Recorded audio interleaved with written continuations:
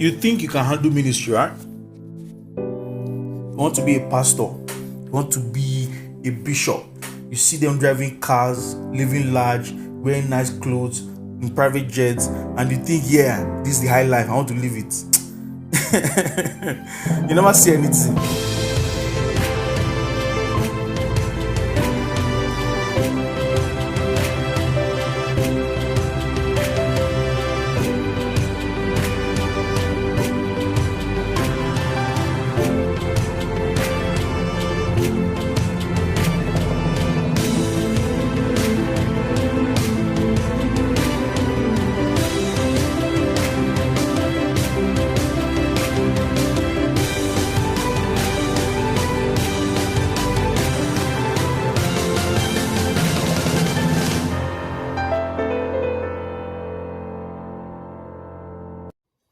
Ladies and gentlemen, we are back. Okay, so before we jump into this thing again, let me clear my desk and settle this matter. All right. Follow us on this podcast, whatever platform you're listening to this podcast. Please follow us and give us a 5-star rating. Please give us a 5-star rating. It will do a lot in helping us spread this gospel, spread this work we're doing, and touch lives around the globe. All right. You can also share. Please share this. All right. I know people who share what we do, and I know people who play these things out. A friend of mine, Sylvester, is part of the project, so he plays this out when he listens to it. He plays it through his speakers, and people keep asking him, "Who is this guy talking? Who is this? Where is this person? Who is talking? And he's like, "Go and listen to the podcast. Go and listen to the podcast. Go and listen to the full podcast." Yeah, please share it with people. People need to hear these things, and I'm led to do this because I know they hide mouth. I don't sugarcoat things. I try to say things. I'm not rude. I don't try to be rude. Okay, I don't go out of my way to be rude, but some things need to be said well and said clearly. So please share it. Share what we do. Click on our link tree. All right, please click on our link tree and get direct access to everything we do. Our songs, our videos, our music, updates on what we are doing, what we have done, and what we are here to do in the coming days. Right, follow us on social media. Daniel McDonald and the Project Salt. Daniel McDonald _PS. Go to YouTube, Salt TV, and subscribe. Please subscribe to our channel on YouTube.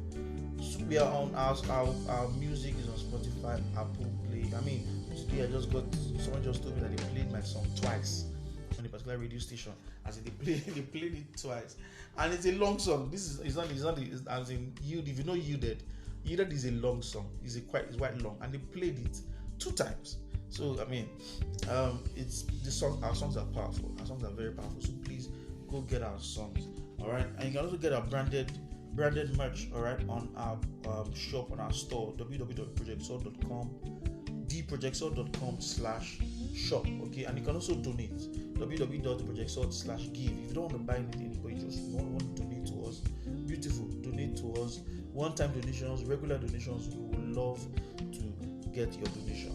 Our partners are putting out products on a regular, and we feel the need to support them because they support us.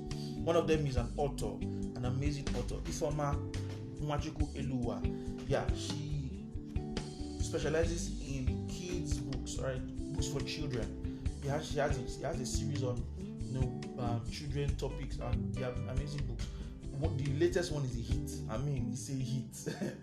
I Am a Star. That's the title of the latest one. I Am a Star. Oh my goodness, you need to get that book. People are ordering for that book from Lagos to Abuja, even down to the east of Nigeria. So get that book. People in foreign countries are asking for the book. I mean, come on. You can get a soft copy, Amazon, Kindle, Okada books. You can get the paperback in stores. Yes, you can get the paperback in stores. If you don't want to go around looking for it, you don't want to Google it, just send us a message. info@theprojectsalt.com. We'll send you a copy. And we can even get it at a discount for you. So, I mean, or go to our shop. It should be on our shop. Right? Just click on it, place the order. You will get it in your email in seconds. And let me tell you. Alright, so that's for Ifeoma Nwachukwu Eluwa. Our other partners, okay, the Omiyales, that's an amazing couple. Alright, they are into family life therapy, they are marriage counselors, they specialize in family life. If you're a single person trying to get married, if you're a married person trying to get things better. You're a child, okay, you have parents, and you want to seek help. Come to these people. They know how to get it done. You are pregnant and you are afraid of your parents. You are sexually active and you have questions. Meet these people.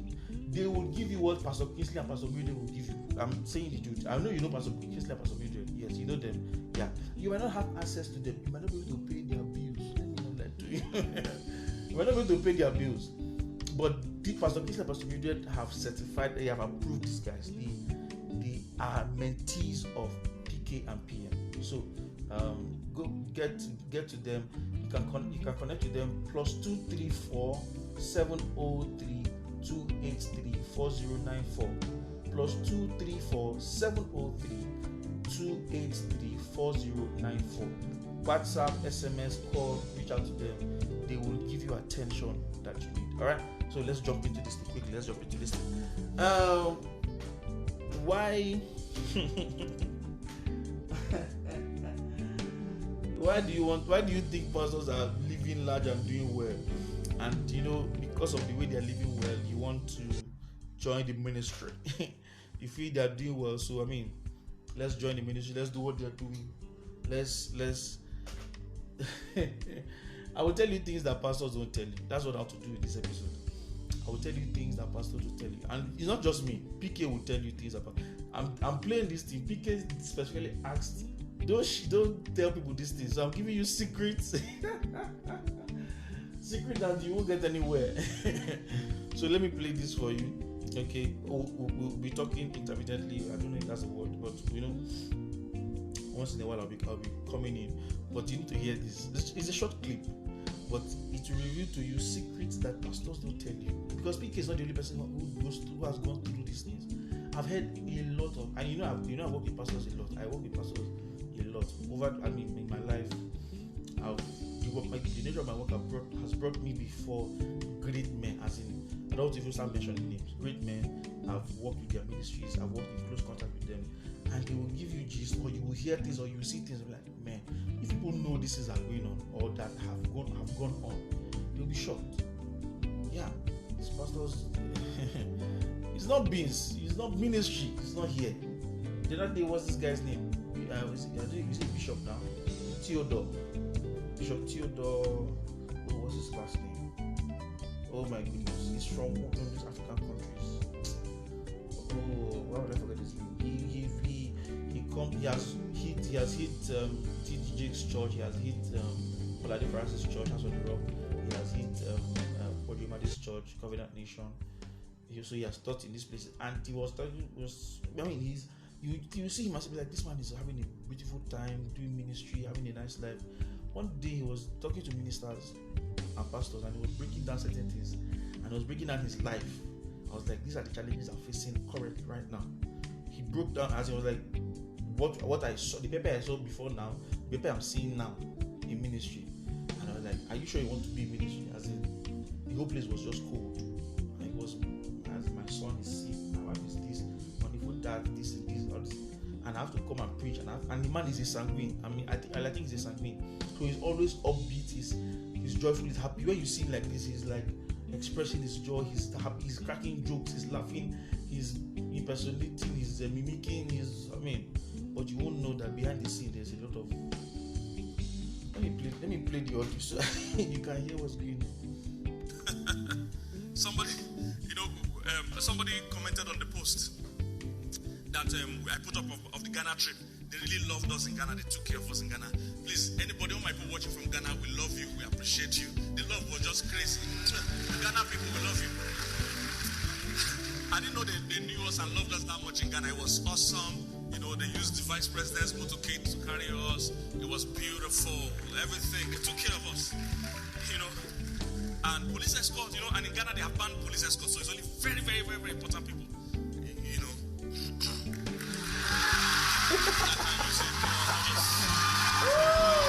I'm just saying. So somebody saw it and now wrote a comment that that's how they are honoring men of God even more than the God himself. There are people that beef like that, and some other people see it and say, pastor enjoy, that means I'll become a pastor. I'm just laughing. Have you heard my podcast on when is it best to honor? When is hero worship okay in church? Yeah, I think that's the title. When is hero worship okay in church? Please go and listen to it. I don't know if it's up. I think it's up. I think it's up by now. When is hero worship okay in church? I'm looking for a particular video of Pastor Matthew Ashimolowo in Koza. I'm going to do something, but look out for that episode. I've been a pastor for 20 something, about 27 or 26 years now. So this is not because of today that I became a pastor. 26 years. There were times that where I used to go and preach, in the whole village there would be no toilet. I've shared this story with you now. Wait, before we jump into this, let me give you some perspective. Pastor Kingsley has been in ministry since he was 19 years old. Now, it doesn't mean that he was born into salvation. No. Pastor Kingsley was a bad guy in school, in secondary school. He was a terrorist. Yeah, he was a terrorist. He was a gun-wielding terrorist. I mean, he walked around with a gun. He was in a bad clique. He was a bully. He was an extortionist. He was a humanizer. He was everything Hollywood that boys in secondary school do. He did it. He did it well. But God caught up with him. I think it was due to the prayers and the effort of his brother. His brother was in the military. His brother now is a general. Okay, and he prayed and constantly worked on the guy, and finally God caught up with him. And the minute God caught up with him, he knew. He always says that he knew his name, that God was going to use him to do a lot. So he didn't waste time, trying to navigate Christianity. No, once he gave his life to Christ, he started working towards being used by God. That was why he started early at the age of 19, and he has spent like over 25 years in ministry. I just want to give you perspective so you understand, what is going on. So if you want to follow, you have to follow all those parts too. As in, we'll go and preach in it. My poster is everywhere. No toilet. Everybody uses bush. Both male. It's called in the bush. In the bush, I can't say this side male. This side. It's a gender inclusive bush. It's unisex. Oh my goodness. The bush is unisex. I'm serious. God. The whole community, no toilet. Please, for those who are not conversant with Nigerian lingo, please, bush is woods, okay, forest. Well, not really forest, but woods. Basically, where grasses and trees grow, and houses are not there. The woods behind your house. Basically, that's what people bush. These are things, stories people don't hear. They will now see Instagram one. They think that's where we started. They want to convert it. You can't copy what you don't know. Before you copy the glory, you have to hear the story.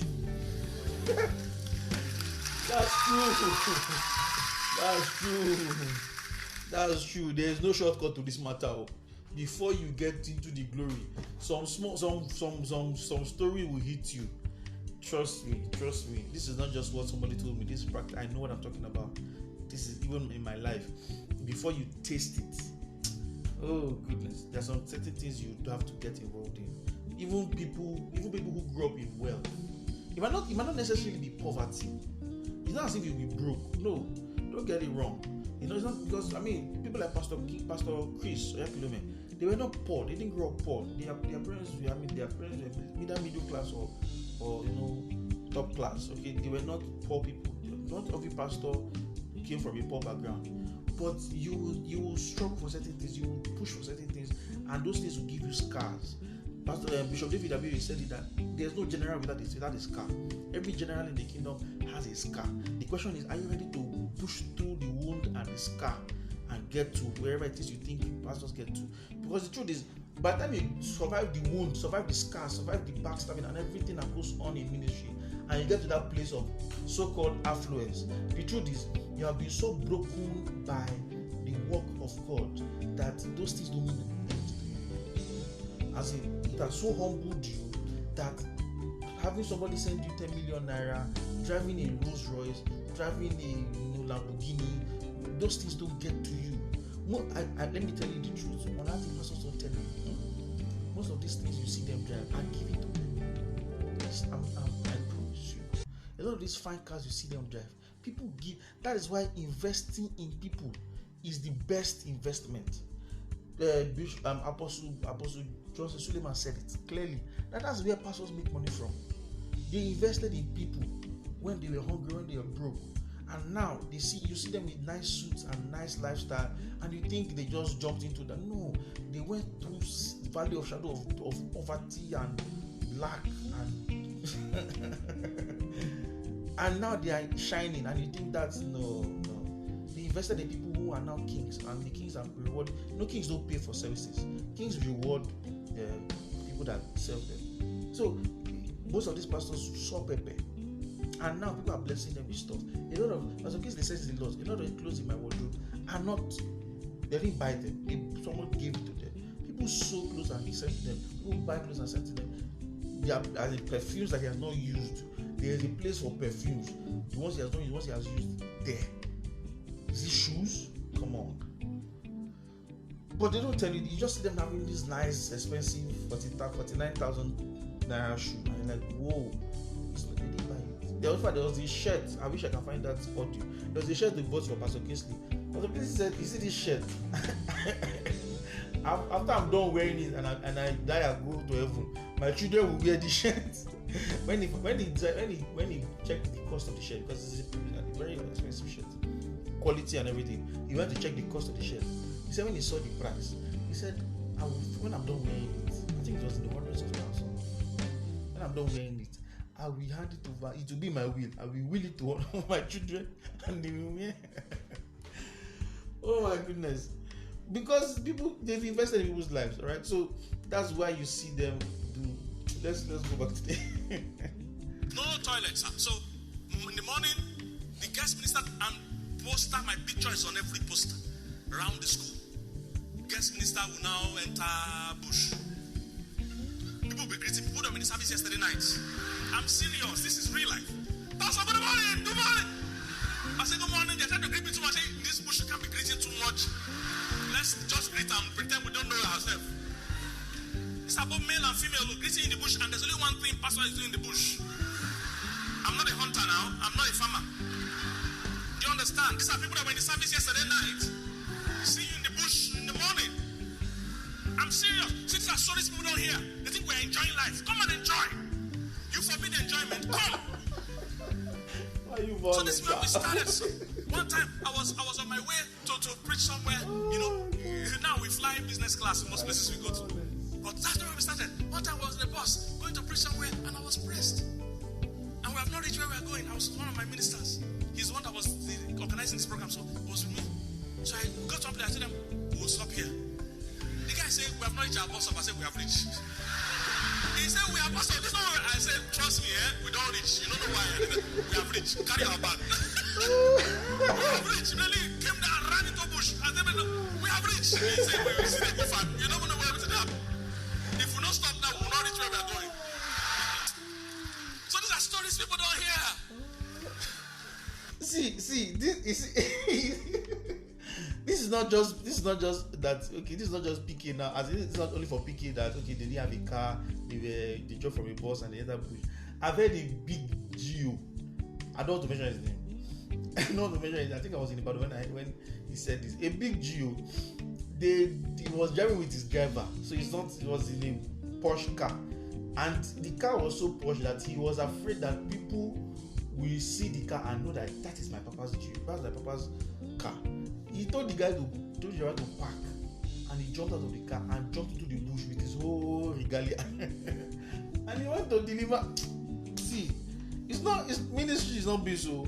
One other time I went to preach in that same place, and I was tired of using bush. I felt it was embarrassing to be using bush. So you guys have to find something. It's okay. There's one secret place. Only big boys go there. You are rolling with the big boys. The only big boys go there. That they will take me there in the secret. So true, they took me there. I'll continue the story in the second service.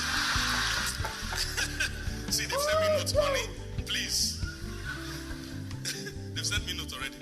Honey, please close. Time up. They took me to the back of the school. There's big boys. That's PM sending him a note on while he's on the platform. She sends him notes sometimes so that PK, you believe PK, because he does 2 services on the mainland now. service on the mainland and one service on the island. So first service, this is first service, and if he doesn't round up quickly, he will run into second service and run into their time, and then they'll get to the mainland late, and people in the mainland will be waiting for them. And that's not even talking about traffic yet. So she's always particular about, let's round up quickly so that second service can come in, we'll do second service and move to the island. But begin to the year what? That use that place. So we went, truly, with my 2 protocol officers to the special place that special people use. I didn't know the school was in session.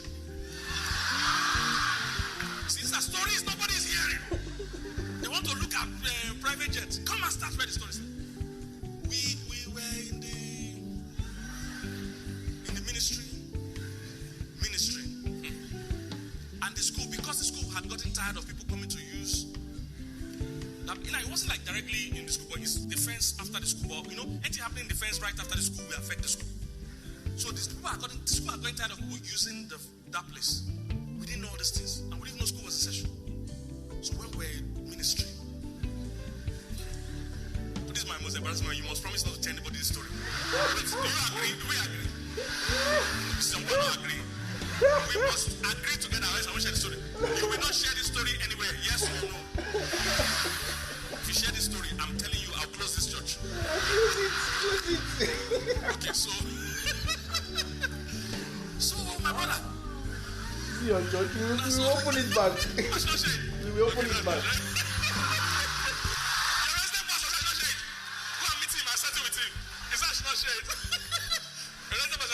So, second stage is what? Use me. But it's for the wrong reason. All the school students came out. The whole school. Tiny talks like this. It's primary school. And they have planned it. They know it's a treatment they give anybody that comes to use the place. It's a treatment they give. It's a known thing. They have been suffering, so they have planned to be dealing with anybody. So it's a very rehearsed, organized program. All of them came out from their classes, short students, in line. Let me use me. Come on, say use me. Oh my goodness, oh my goodness, oh my God. I was in church that day. People were almost really on the floor. See, you see my church here? Comedians know the same market too. Because you have to be very good. If you have to be a comedian in my church, you have to be very good. Because the pastor alone, Sunday morning service alone, is cruise. Oh my goodness. See, ministry is not this. Assemblies of God Church. The Assemblies of God Church. I heard this when I was with them, when I was still with working. So when I was still serving in the Assemblies of God Church. That if you want to go to their Bible school, when you get there, they will ask you, they will sit you and ask you, before they even give you admission, they ask you how, they tell you, has God called you to ministry? Are you doing this for ministry? You say yes. God wants you, you want to be a pastor. They say, how did God call you? That's what they ask you. How did God call you? And you will now say, whatever, maybe I saw it in a vision, I saw it in a dream, or God told me I have a commission in my spirit. If you tell them you saw it in a dream, they will tell you to go back. They tell you to go back. Go and be sure. If you give them the idea that you're not sure what you saw, what the encounter you got, they tell you to go back. Why? Because the hardship you will encounter, the heat you will get, the shock on your life, on your salvation you will get in ministry, you will question everything that happened. You will question, did God call me? Am I making mistake? Did I hear well? You need to be sure of what you heard, because those life will hit you so hard. Life will hit you so hard that you're like, come. What? I know a pastor Tunde of Graceville, Abuja. He said when God finally called him, when he finally answered the voice of God and opened the church, he said, devil, hell did not break loose. No, he said hell came after him. Hell gathered itself. The kingdom of darkness gathered itself and came after him. I know another pastor that said while he was still a non-believer, he was into martial arts and he was a street fighter. He's a Nigerian. It's not movie. It's not Hollywood. He was a street fighter. and he was an unbeliever. But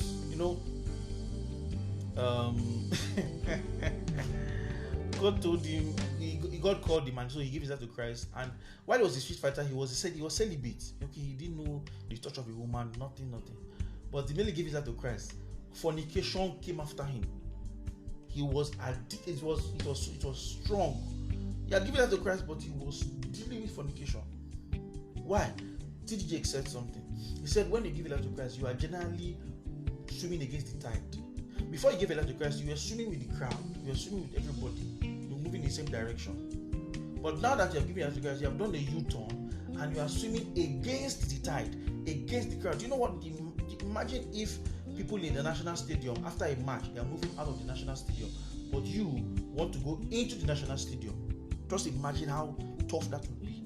You could end up being stampeded and killed. So ministry is not easy. So when you see pastors, please honor them. And if you don't want to honor them, just leave them alone. Don't talk about, leave them. That's what Pastor Chris was saying the other day. When comedians, he has entertainers in his church. He always tells them, comedians, leave pastors alone. Crack your joke, write jokes on any other thing. But you see pastors, you see ministry, you see Jesus, you see, leave it alone. Because you don't know what you will touch that is wrong. So just leave it alone. You don't know what exactly you will touch that will not be right with God. So just let it be. Focus on other things. Leave pastors alone. All of you that attack pastors on social media, leave them alone. Focus on your salvation. Your salvation is enough work. And the other day I saw somebody posted, a friend of mine posted, that he has been raised. Both of us were serving in Assembly of God back then. See, he has been raised from childhood not to talk about pastors, not to condemn pastors, not to talk about pastors, but there's some things he sees that angers him. He was referring to Father Mbaka. Some of you may know him, some of you may not know him. Father Mbaka is a Catholic priest, Catholic father in the East, I think, in Enugu. Somebody now commented that he's called to rebuke pastors that do something publicly. And I was like, this person is a joker. He doesn't know what he's saying. In his mind, he thinks he's saying something high and blue and wonderful. But those of us who understand deep things know that this one is a joker. It's not your job. Nobody's called for that nonsense. You don't know what calling is. If you are saying that you don't know what a calling is, you're not even. You should go to believers class, Sunday school, children's class. You still need to be schooled in some basic things. If you think that is a calling, you are called to rebuke people. Really, you are called to rebuke people. Okay. All right. Anyway, I hope you have been blessed by today's. All right. See you in the next episode.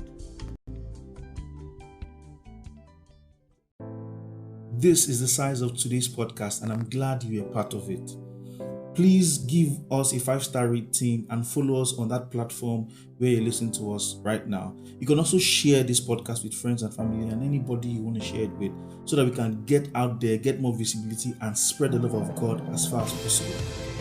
Click on our link tree and gain access to everything we have done and everything we are doing and everything we will do in the coming days. You can get our branded merch, you can get our music, you can get access to our donation platforms where you can become a partner or just make one-time donations. You can also get access to our videos on YouTube, Salt TV, and subscribe. Please subscribe to our channel. Do well to share this content around the world, because this is how we spread the love of God. Honestly, it will do us a lot of good. Follow us on social media, Facebook and Instagram, Daniel McDon and the Project Salt, and we really appreciate your following. God loves you.